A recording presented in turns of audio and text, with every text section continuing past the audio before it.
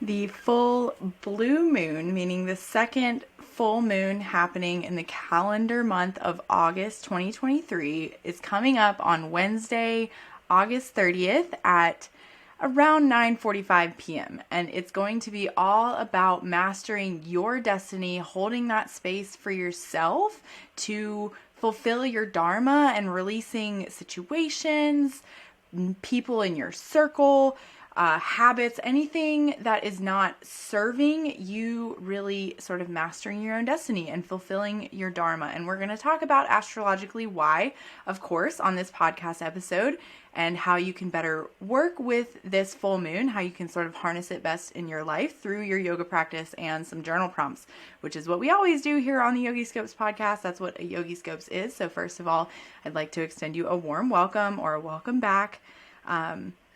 I'm your host, Rosemary Holbrook. I am a Vedic sidereal astrologer, which means under the sidereal zodiac, which is what we use in Vedic astrology, which pairs, in my opinion, way better with yoga. If you're going to, if you're into yoga, especially if you're a yoga teacher and you want to theme your classes, or you like to teach full moon or new moon classes, and you like to incorporate this stuff into your classes, I 100% think that you should be using Vedic astrology for several reasons. One reason that feels really good to me is the sidereal zodiac is a little bit more astronomical. It's a lot more astronomically accurate than the tropical zodiac.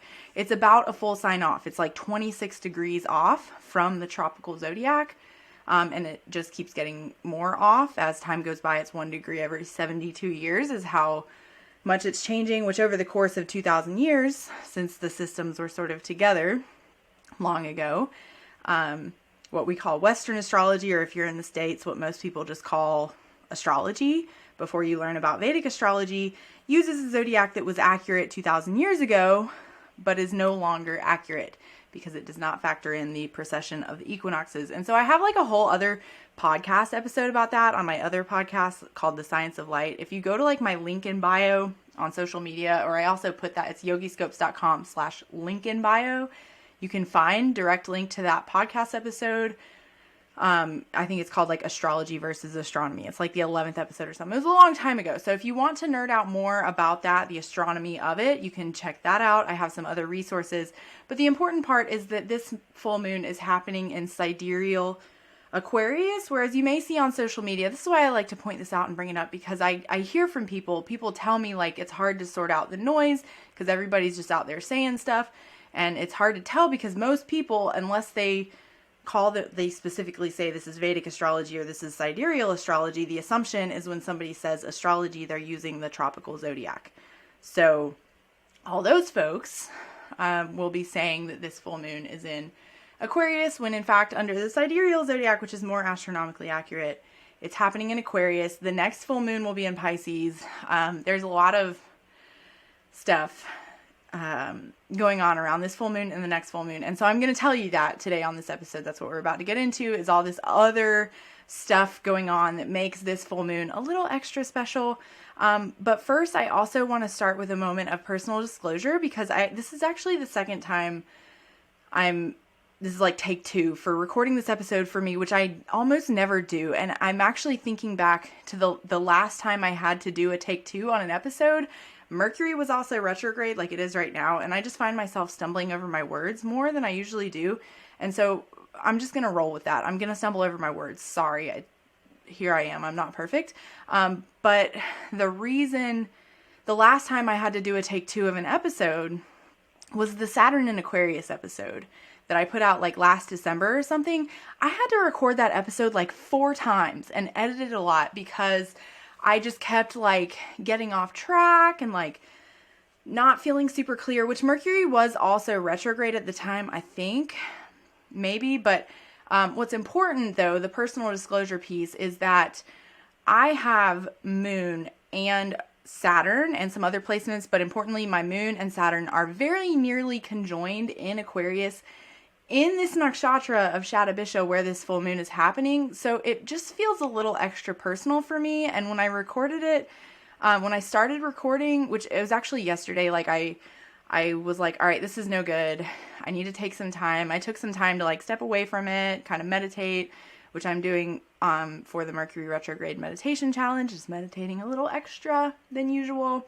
There's still time to join that if you're interested, but I was like, I just need to like take myself out of it. And I had to like have a moment because it is a little extra personal for me. And I feel like some of the stuff I was saying yesterday was a little bit more like, it was like a projection of my experience than what may be true on a collective level. So I just want to say that because I feel like it's important to acknowledge that, because I've adjusted my notes and I've taken time to meditate on it and kind of clear out my brain and my space before I re-record right now. But there's still some degree of like, this is like everything to me. This is like, so anyway, let's talk about it. This full moon is happening in sidereal Aquarius. It is happening in the nakshatra of Shatabisha, which is known as the 100 healers. We'll talk about more about what that means in just a moment, but I want to tell you about the other stuff happening over the course of this year, because this is a big deal, because just before the peak of the full moon, kind of like the last full moon we had, or it was the last new moon in Cancer, just a couple weeks ago, we had the moon had crossed path with retrograding Venus right before the moment of the new moon. So I was telling you, it was also the second new moon in Cancer in a row. It's a really good time to consider what Venus retrograde is bringing up in your life and how you're going to sort of work with that in your life. Then at this full moon, we have a similar thing happening where it's like 6 hours. It's a little bit longer before the full moon than it was with the last new moon. But around, I have it written down, 3:33 p.m. Eastern time, synchronous number, I guess. A little synchronicity for me personally. This one, I'm having a hard time like taking myself out of it with this one. It does feel a little extra personal for me, and I want to acknowledge that so that you know that's just what it is. That's a thing. So just before the full moon, which is at 9:45 p.m. on that day, the moon will cross paths with retrograding Saturn. And Saturn is the ruler of Aquarius, along with Rahu. Rahu, the north node of the moon, is considered a co-ruler of Aquarius. And the nakshatra of Shatabisha is ruled by Rahu. So this full moon in general has like big connections to Saturn and Rahu like already, just by nature of it happening in Aquarius. And of course, we'll talk more about what that means if that just sounds jargony to you now. But I want to bring up some other stuff that's been happening with Saturn and Rahu over the course of this year. So just first, Saturn is it's like the planet of hard work and selfless service. And so Saturn is where Aquarius gets the qualities. If you're familiar, Aquarius has these qualities of being like eccentric. And I just saw a meme this morning that was like, if it's one thing an Aquarius is going to do, it's disagree. And I was like, true. Like, I think I had just gotten done like disagreeing with somebody in the comments somewhere else, respectfully so, but I was disagreeing. And so I was like, that's true. That's valid. As a very strong Aquarius person, yes. So like Aquarius in general, the qualities are like, there's a hardworking quality. There is like often a stereotype that Aquarius gets is like thinking they're better than everybody, or thinking they're like an alien and they're like different. And I'm like, yeah, okay, like valid. Like that's something I've been working through in my personal life, so I can validate this. But that comes from Saturn and Rahu, these qualities of Saturn and Rahu, because there is like a very hardworking nature to Aquarius, which will be coming up at this full moon. The reason I bring these qualities up is because these are the qualities you're going to want to harness at the full moon. So there's this element of hardworking towards your Dharma. So Shatabisha, the nakshatra, is its aim, its purushartha, its aim of life is Dharma, which I think I spent some time talking about this also on the last episode, and I have an episode on the science of light if you want to dive more into the four aims of life, the four purusharthas. But there's a big connection at this full moon to your Dharma, towards working hard towards your Dharma. And that comes from Saturn being the ruler of Aquarius in general, and the fact that Saturn is in Aquarius right now, retrograding in Aquarius, and will just 6 hours, but moments before the full moon, while the moon is in its full phase, so moments before the peak, but certainly while it's in the full phase of the moon cycle, on that day, the moon will cross paths with Saturn. So it's a good time to consider, what are you working hard towards, right? Like, are you working hard towards your Dharma, towards your unique path? And so that's where the Rahu qualities come in, this like eccentricity. That's what Rahu, being a co-rule of Aquarius, is like what gives Aquarius this like more eccentric. So that's where Saturn rules both Capricorn and Aquarius, and sort of the difference between Capricorn being like the hardworking, maybe also sort of like, well, actually kind of energy, you know, that kind of like hardworking, maybe even looking down on people who we perceive to not be working as hard. There's this like almost condescending, I guess, kind of quality, is the more like shadow side of these signs. And prioritizing hard work over emotions. Those are the Saturn qualities that both Capricorn and Aquarius share. But the difference with Aquarius is that it's an air sign rather than an earth sign. So there's that. It's a little bit more like woo-woo, like airy rather than super grounded and earthy like Capricorn. But then also having Rahu as a co-ruler, Aquarius, that's where it gets the eccentricity and the quirkiness, I guess, that is coming from Rahu. And so those are the qualities in a nutshell of like sort of what's going on at this full moon. But let's talk about some other astrological things happening that are important. So we're going to talk about in the scheme of this year, and then we're going to zoom out and talk about in the scheme of like this decade, okay? Because there's some other stuff going on at this full moon, or like around this full moon, that this full moon might be sort of bringing to fruition, bringing full circle, or like, we'll talk about it. Okay. So, the reason I say full circle, I always say that for a full moon in general, because a full moon is kind of like bringing the lunar cycle full circle. It's like the full circle of the moon, right? And then also it's like the peak. It's like the full moon is like when things come to fruition, and from there you're only shedding, right? So that's just a full moon in general. But this one happening in Shatabisha, the symbol for Shatabisha is a circle, an empty circle. So part of what we'll be considering for this full moon is how you're holding space for yourself. What are you like drawing a line in the sand, like the circle in the sand around yourself? Like, where are you drawing these boundaries? How are you holding this space for yourself? And then also like your circle, like the circle of people around you, because Aquarius, being the 11th sign of the zodiac, has this connection to the collective and to your network circles. So those things are coming up as well. But then because of that circle symbolism, it's like, what are you bringing full circle this year? And so remember, I was saying there's connections to Saturn and Rahu already, because Aquarius is ruled by both of them. And then there's been some interesting stuff going on with Saturn and Rahu in the sky around Aquarius this year. So let's rewind to February. So in January, Saturn moved to Aquarius, which is a big deal, especially if you're a Capricorn, Aquarius, or Pisces moon. That makes you in your Sati Sati.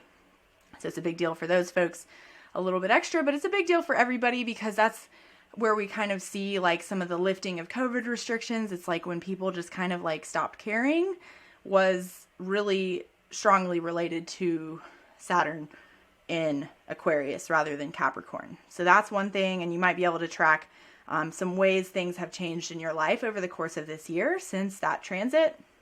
But in February, we had a new moon in Aquarius, which means the sun was in Aquarius, because wherever a new moon is, it's like the moon is conjoined with the sun at a new moon.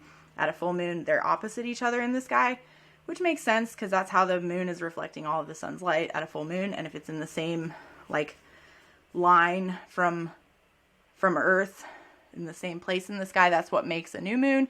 And so in February, right after Saturn moved to Aquarius, the sun was there, which makes Saturn combust. And in Vedic astrology, when planets are combust, it's when they get within a certain degree of the sun, and it depends, like it's different degrees for different planets. But what's important is at the time of the new moon in February that was in Aquarius, Saturn was combust, meaning Saturn was having a hard time, right? And Saturn is again having a hard time now because it's retrograde, right? And so it's just like these energies of Saturn and Saturn related things, which is like your hard work, your duty, your sense of discipline and duty. Like what are you dutiful towards and what are you working hard towards? This sort of concept of Dharma, like what is worth working hard towards for you, is being a little bit challenged and was being a little bit challenged at the new moon in Aquarius earlier this year, which I was probably telling you at the time. You can go back and listen to the podcast episode. I don't remember, but I'm sure that I said something related to like set your intentions for this entire Saturn in Aquarius transit, and especially for this year. Like what are you working hard towards? Like what work is Saturn doing in your life, right? And at the time, the day of that new moon in February, Rahu was moved to Ashwini, which is the first nakshatra of the zodiac, the first nakshatra lunar mansion of Aries, where Rahu is. And so that was kind of a big deal. It was like a shift as we're working with this Rahu in Aries and K2 and Libra transits. There was a decent like shift happening around that new moon. And so now at this full moon, which in general, any full moon, you can look back to 6 months prior. So you can think of a full moon as like, it's time to sort of bring to fruition anything over the past lunar cycle, the past month, or the past 6 months since there was a new moon in that sign. And that goes for any full moon. But this one is like a little bit of an extra big deal because of all these other things going on that I'm talking about. With Saturn retrograde, Saturn being there in Aquarius, it being a blue moon, which I sent this out in my newsletter a couple times, like in the August newsletter, that a blue moon is not a Vedic astrology concept. It's purely, like, it's not really astrology at all. It's purely like calendar based. It's like we have 2 full moons in the same month, but Vedic astrology recognizes that the lunar cycle, there's like 13 moons in a year, 13 moon cycles in a 12-month calendar year. We base our calendar off the solar cycles, and Vedic astrology is a more lunar-based system than Western astrology is a more solar-based system. Everything's placed on the sun sign in Western astrology, and so are our calendars. So there's like some validity to that, but Vedic astrology has this concept called Adhika Masa, the intercalary month. It's extra auspicious. I might have talked about it on the August Outlook episode, but I definitely sent a newsletter out about it, actually too. How this month in general, because of the Adhika Masa in Shravana Nakshatra, it's a good time for like listening. It's a good time for like slowing down and being more spiritual in general and sort of listening to the whispers of the universe, listening to the people around you, listening more than you talk, listening more than you speak in general. So that's already sort of going on, making this full moon a little extra special. And then right now, so I talked about what was going on with Saturn and Rahu at the new moon in February. And then right now, Saturn is retrograde here in Aquarius. And the moon conjoins retrograding Saturn at 3:33 p.m. on the day of the full moon, which just to me, I'm like, that's got to mean something. Maybe it means something a little extra to me because, in fact, Saturn will be like within degrees of my natal Saturn, and so will this full moon of my natal one. So it's a little extra impactful for me maybe than others, and I want to point that out, but it's still valid that this is a big one, right? I hope that's what I'm communicating. And then on August 28th, which is Monday, so just before the full moon, Rahu is going to move into its Gandanta zone, which means it is in the first pada, or the first part of Ashwini Nakshatra. And so Gandanta is the first pada of which is 3 degrees and 20 minutes, if you're curious, of a fire sign, and the last pada of a water sign. And typically planets move forward through the zodiac. All other planets except for Rahu and K2 move from water signs to fire signs, but Rahu and K2 are technically always retrograde. They don't go retrograde. They just always move in the opposite direction of all the other planets. And so anyway, so Rahu is moving back from Aries to Pisces because that's just the direction it goes. whereas other planets would move from Pisces and then to Aries. But Rahu is moving into its Gandanta zone, meaning if there's anything you're sort of working with related to this transit of the nodes of Rahu and Ketu, they are probably like, things are going to pick up. Like if you haven't gotten the message from the universe related to that, you can expect the messages to get a little louder at this point. And so this full moon in general will, because it is related to Rahu in the ways that I described earlier, it's going to be a time to consider maybe what are you holding on to that Rahu's trying to show you is not something you should continue to be holding on to. In what ways can you like bet on yourself some more? I guess that's very Rahu and Aries like thing. Can you bet on yourself and become the master of your own destiny? We'll talk about that more too. But I want to talk about zooming out the larger cycle. So this is kind of going on in the cycle of this year of how are you working hard towards your Dharma, your destiny, like what is worth your obsession in your life? What is worth your hard work? And this kind of stuff is what this full moon and this just stuff going on with Saturn and Rahu is trying to ask you or show you or point you in the direction of. So any challenges you might be experiencing, you could consider how that's related. We'll talk about that more in the journal prompts. But in a larger cycle that we're in, this full moon is happening in Aquarius, which means the sun is in Leo. Okay. And we've also, if you've been listening to the podcast for a little bit, we've had a lot of stuff going on around Leo lately. We've had Venus begun retrograding there, and we have Mercury retrograding there. Now, Venus has moved back to Cancer, but Cancer is ruled by the moon. So that's kind of getting tied into this full moon still, is like any challenges you might be experiencing around the Cancer area of your chart, around the Venus retrograde. This full moon might be kind of like a tipping point or a time to really let go around whatever challenges you're experiencing there. But then, so with the sun in Leo and with Mercury retrograding in Leo and the Aquarius and Leo axis, so Leo's ruled by the sun. So it's great that the sun's there right now. It's great for this like self-expression, and Mercury retrograde might be like kind of challenging your self-expression. And so that's what we're sort of working with in the challenge, which again, it's still not too late to sign up for. I actually have the signups closing on the day of the full moon, which is next Wednesday, 1 week into Mercury retrograde.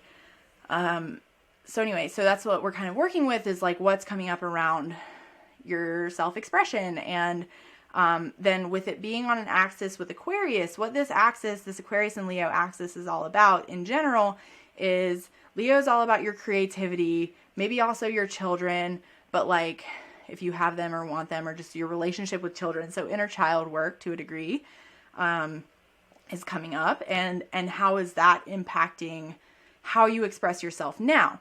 But where the Aquarius axis comes in is to sort of temper this just full expression of yourself when you're like, I just want to be like fully expressed and be me and show off and be flashy. And Aquarius is like, okay, good. How does that serve the collective, right? Like what is so good about you that the world needs, right? And so that's this like dynamic that we have going on right now on the Aquarius and Leo axis. And looking back historically meaning like within the last 8 years and then the next like 2. So a decade from 2015 to 2025, there's some pretty important stuff happening around the Aquarius and Leo axis. And so again, I'm going to say like the reason I'm probably thinking this might be a bigger deal to me as an Aquarius, or you if you're an Aquarius, or Leos in general, or then also maybe Taurus and Scorpio folks, this stuff might feel like a bigger deal for than some others. So I just want to say that's why I like brought up the personal disclosure. I think the reason this stuff sticks out in my mind a little bit more is because these times have been really big turning points in my life, but that's because as an Aquarius moon, it's been a big deal for me. So it might be like a smaller deal for you, but it's worth pointing out is what I'm getting at. The last time Venus was retrograde in Leo was in 2015. in like July and August of 2015. And so there is this element of, with this Venus retrograde, of like completing a cycle there. Hopefully with anything astrologically, when you're like completing a cycle, you're like learning the lesson, because the thing is like, you're going to keep getting presented with challenges until you sort of like learn your lesson. And so hopefully between whatever challenges you were experiencing in 2015, maybe you remember, maybe you don't, to now, hopefully you're like reaching a new level related to all the Venus retrograde things. So if you want to know more about that, go back and listen to that episode.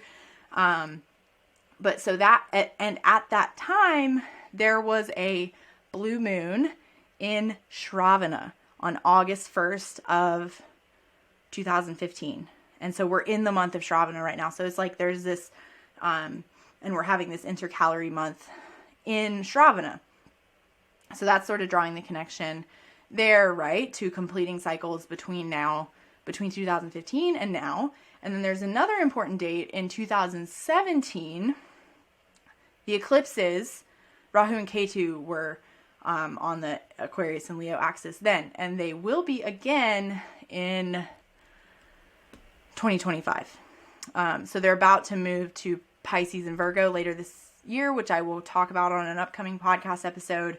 Of course, I'll give you a whole podcast episode about what that's going to mean. But in 2025, so that's where that's coming up, that's when from 2017, they will be, Rahu and Ketu will be doing their thing again on the Leo axis. But there was an eclipse in Leo in 2017.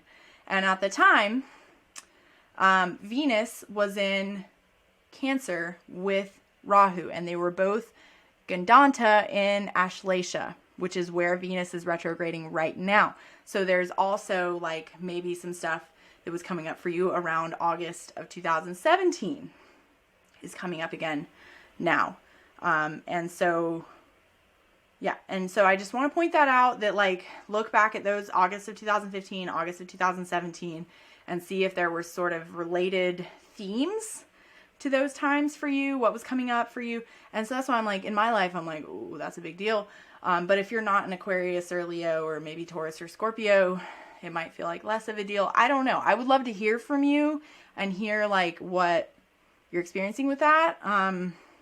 Like hit me up on Instagram or something, YOGISCOPES on Instagram, or in the Facebook group, the Yoga Plus Astrology Facebook group. Those are both good ways to find me. And that eclipse, in fact, Saturn was in Scorpio at the time, but was aspecting the eclipse. So it's just like there's very similar energies that were going on then that are going on now.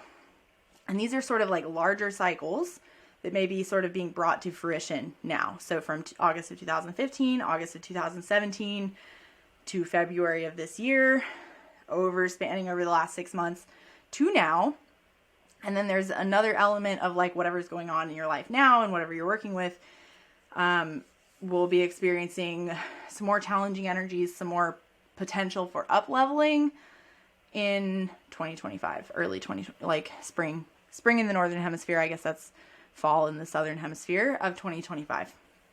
So hopefully that all made sense. Hopefully that brought up some stuff of like what you've been working with and how you want to like set your intentions. So let's just recap with the overall energies of this full moon, because of all the stuff I was talking about, because of what's going on with Saturn, what's going on with Rahu, the co-rulers of Aquarius, what's going on with the Sun and Venus and Mercury retrograde, and all this other stuff that's impacting this full moon.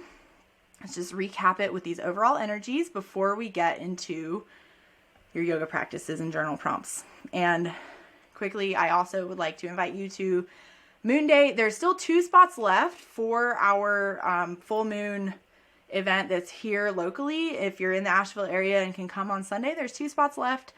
I would love to see y'all there. Otherwise, I would love to see you in the meditation challenge, or at Moon Day will now be live on YouTube. If you want to do a practice with us for this full moon. And so the overall energies.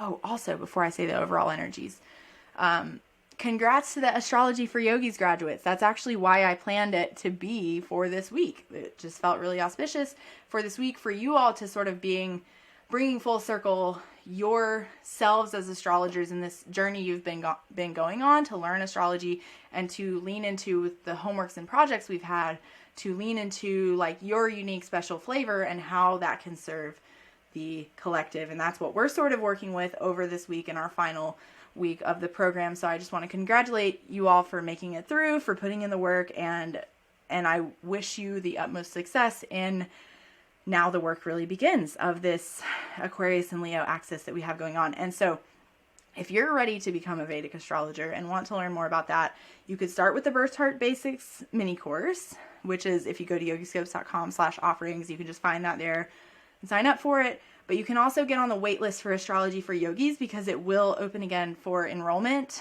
in mid-September. So just a couple weeks now, really. It's like really flying up, and you know, time is just flying by and it's sneaking up on me.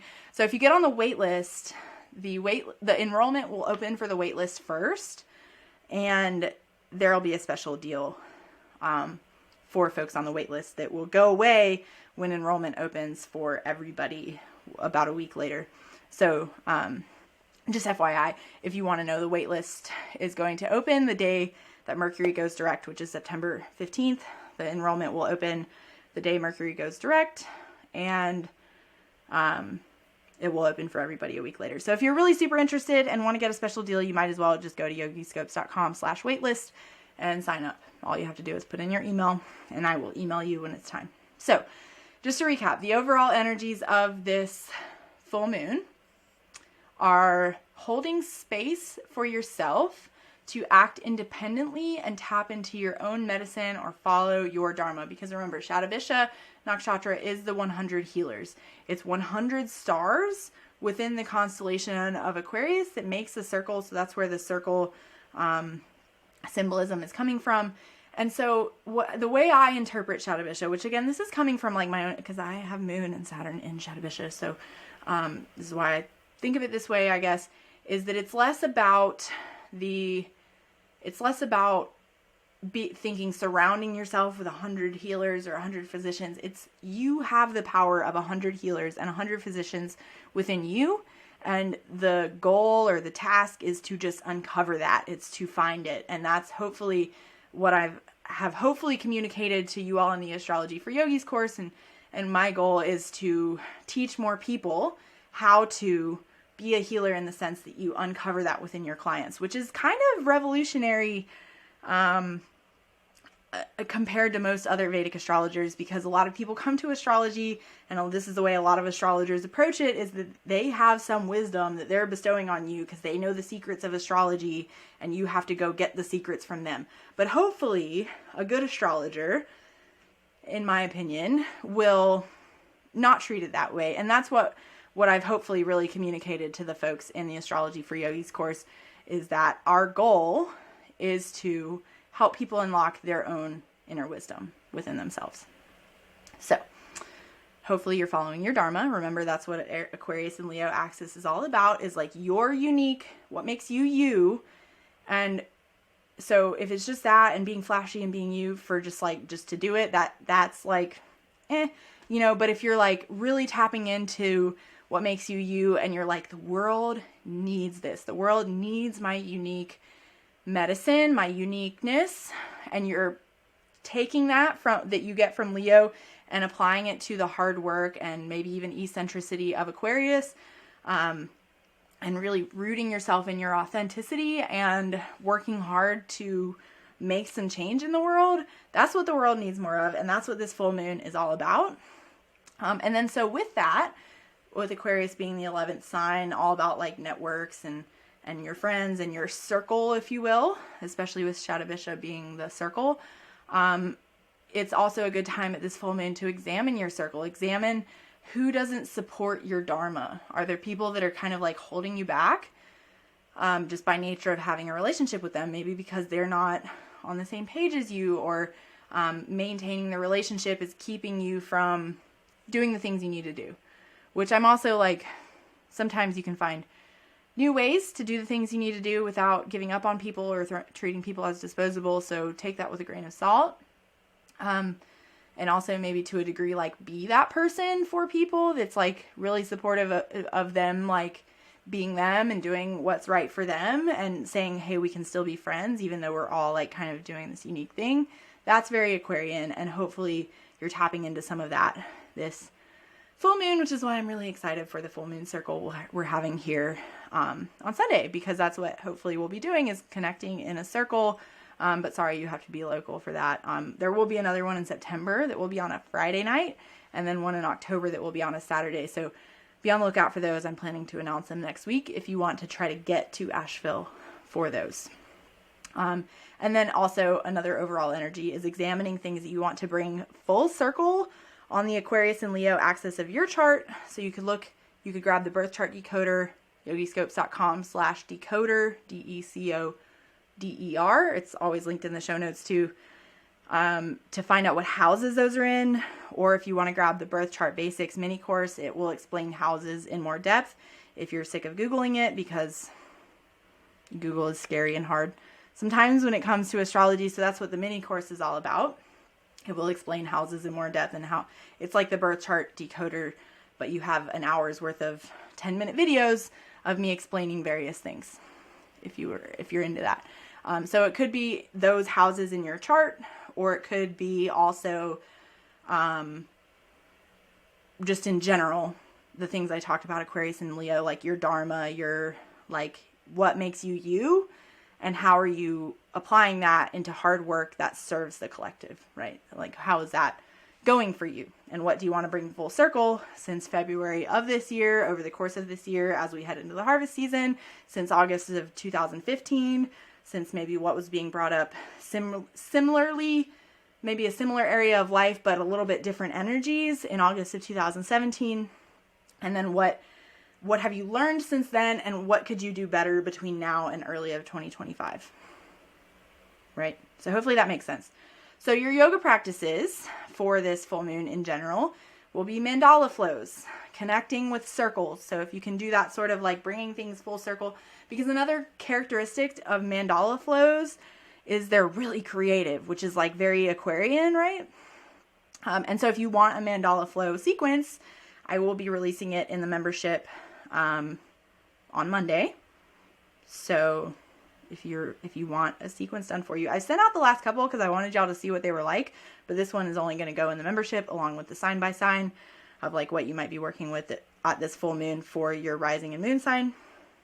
So if you want that, if that feels supportive, I'd love to see you in there. The Mercury retrograde meditation challenge, along with a whole bunch of other stuff, are included with membership. So, and the birth chart basics mini course is already in there. So it's like a better deal. But if you want to like pick and choose, instead of signing up for the whole shebang, you could get the mini course. You could sign up for the challenge, blah, blah, blah. Anyway, I'm just trying to like support y'all in a way that works for you in your astrology study journey. And then maybe also theming your classes or practices around astrology. So your journal prompts are, what are you trying to bring full circle this year as we head into harvest season? And then zoom out and think about, what nudges have you received since 2015? And in what ways could you embrace the direction they're trying to send you in a little bit more fully, a little bit more like towards expressing yourself in a way that serves the collective? How could you like, what have you noticed? What has been hard? And how could you be a little bit more aligned there? And then third question, how well do you hold space for yourself? Reflect on how well you hold space for yourself in various aspects of your life, including self-care, boundaries, personal growth. Like, where do you draw that line in the sand around yourself to say, this is what I really need to show up as the person that I want to be? That's also being brought up a lot by this Venus retrograde and Mercury retrograde. And how are you sort of fitting that in so that you can be more fully expressed, right? And then, are there any areas where you need to create more space? That could look like time, like a physical space, whatever, for self-expression, self-care, and self-discovery. Are you holding the space for yourself for that? Because nobody else is going to do it for you. You can just be grumpy and resentful that you don't have time for yourself and be mad at other people like it's their fault, or you can get better at thinking of what realistically that could look like and communicating, because I imagine most people are going to be happy to oblige. And if they're not, maybe there's some of the people that need to fall away out of your circle, right, at this full moon, like we were talking about. And then last question is, where do you fall on the ego-driven versus collective-minded continuum? So think Aquarius as the collective-minded, of like working hard towards the greater good, and Leo as the like flashy, like I'm so good and this is why. So you're probably somewhere on this spectrum. Like maybe you're always worrying about other people less than about yourself, and you could stand to be a little bit more self-confident, or maybe you are really confident, but you don't do stuff for the collective much, and you might feel better if you did. So could you stand to pull yourself closer to center and further away from either always prioritizing others' needs over yourself, or maybe it might feel good to start to think about how what you're so good at could serve the greater good. Because that's what we're all, is the question I've been thinking about all Venus retrograde, is like, if your spiritual practice doesn't make you a kinder, gentler person to yourself and to others around you in an everyday life, like, why are you doing it? Like, genuine question. That's really important to me and my values, and I just wonder if it's as important to other people. So again, that's another thing I'd love to hear from you about. So I hope you have a beautiful full moon. I'm excited for those of y'all that I'll see in person on Sunday. I'm excited for those of y'all that I'll see bright and early Monday morning to do a meditation for free live on YouTube, or those of you in the challenge or the membership that will be joining us for a flow practice on Wednesday on the morning of the full moon. So please remember to keep your feet on the ground, your head in the stars, and stay in the light. Until next time, friends, take care.